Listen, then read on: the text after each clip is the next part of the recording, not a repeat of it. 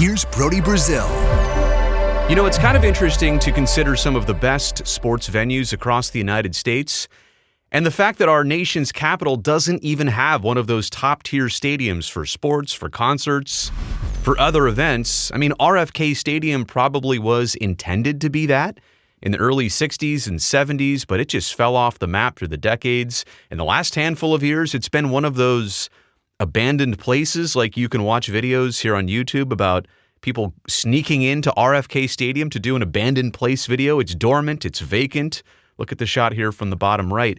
Teams haven't called it home in more than a handful of years. The football team was done playing there in the mid-90s, and so it's just sat there unused. Look at the lay of the land. I mean, you're right down the road on East Capitol from all the Capitol structures and monuments and buildings, and right next to the river. I mean, there are so many elements at play here of why this would be a good future site of something new, maybe a new stadium, maybe something else.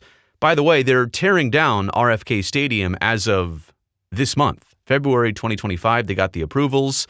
They also now transferred this land from being a federal site to the city having control of it, and that probably means things are going to move forward sooner than later. I will spell out a plan for you. Somebody's got an idea.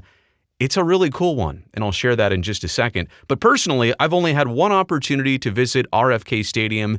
It was for a Major League Baseball game, of all things. It was the Nationals' first year, I say, back in D.C. The Expos moved to Washington, D.C. So 2005, I made a road trip with the A's to RFK Stadium. Even back then, you knew this place was dilapidated. It was falling apart. It did not have a lot of time left. And that was 20 years ago now. It's amazing that, quite honestly, it's still standing, but they're taking it down.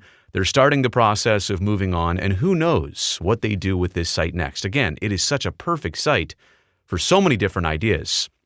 RFK Stadium opened in October of 1961.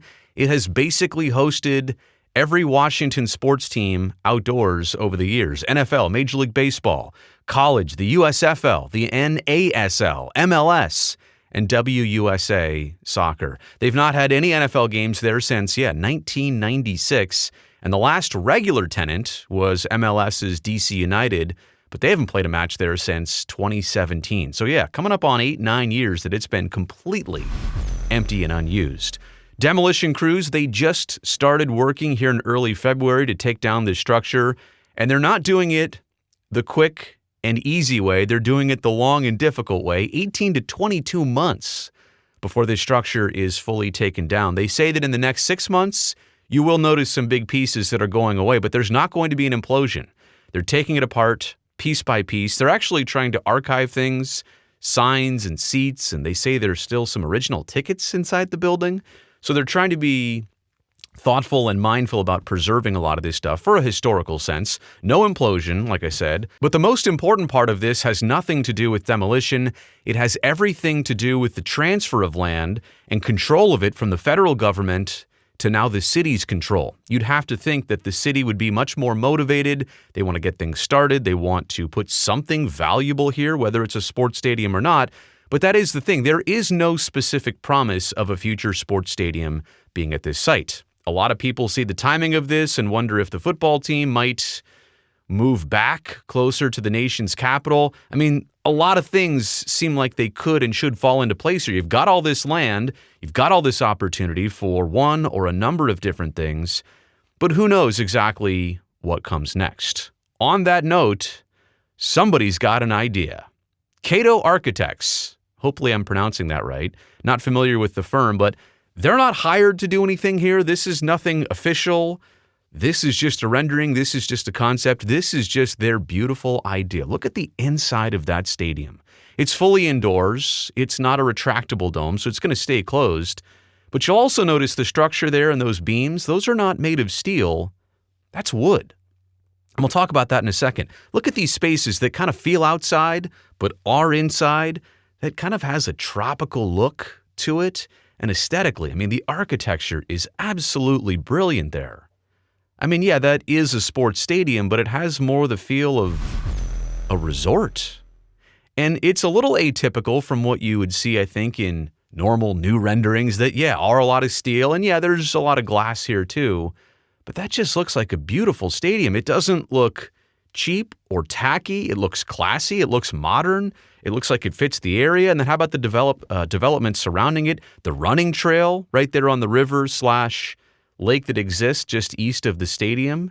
I mean, this looks like a great place to be and live and work and visit. And it's certainly better than the nothingness that exists there now. I understand there's going to be a lot of politics here, literally back and forth about who builds this, who pays for this, the deal that somebody gets on this. I mean, look at that site right there. It doesn't get much better than that. All right, this is kind of a loop of the rendering here, but I appreciate Cato Architects for at least putting this out and kind of getting the creative juices flowing on what could be right there at that site. And that roof right there, that ceiling is so important because I'm going to point out here that this structure would be made of timber, mostly timber, to replace the carbon footprint of all the steel that they normally would build that stadium with.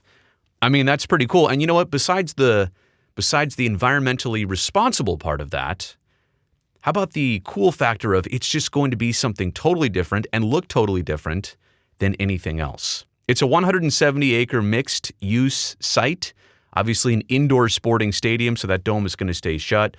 But that means they can have events there year-round. And quite honestly, when, and I'll say this, the Taylor Swift concert tour happens or something like that down the road, you don't have to worry about it being February. You can have that concert at that stadium because right now with RFK Stadium or any other outdoor venue in and around the nation's capital, you just can't do that. It's got to be indoors. But that structure would have clear vaulted ceilings with views of multiple monuments. And yeah, you're up high enough to see right across, kind of the low landscape of buildings in Washington, D.C. So the Capitol building, the Washington Monument, all of that stuff very clearly visible from this stadium. And that is very cool. 2,000 housing units plus an outdoor theater, a running trail, outdoor marketplace, restaurants, and more and more. And so who knows exactly what happens here at the site of RFK Stadium, but this is the beginning of conversation. It is now officially coming down. The demolition has started. I mean, and there was a lot of question and delay on that for so many years. Would they try and fix it up? Would they do something else with it?